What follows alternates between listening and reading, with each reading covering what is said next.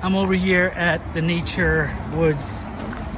This is the spot where you get like a ton of fish right here, right where the water comes down from the reservoir, which is on the other side. You can see the water coming down.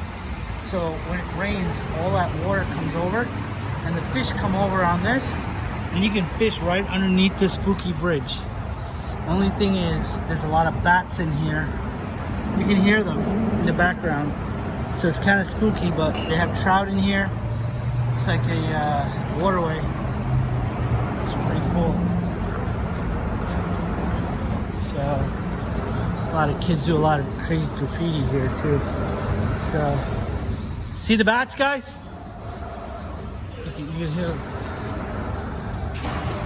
You can hear the bats. See the bats in there? Noah, the bats. Noah, see the bats? See them? See them flying in there? They're not birds, they're bats. And they eat a lot of the bugs that fly in here. Just pretty cool. See, my kids are right here waiting for me. They're like, Dad, you're crazy, you gotta come out of there. That's my dog. That's Arrows. Yeah, Arrows, don't worry, I'm safe. I'm okay. Hi. Yeah, Arrows, it's okay. I'm alright. Alright.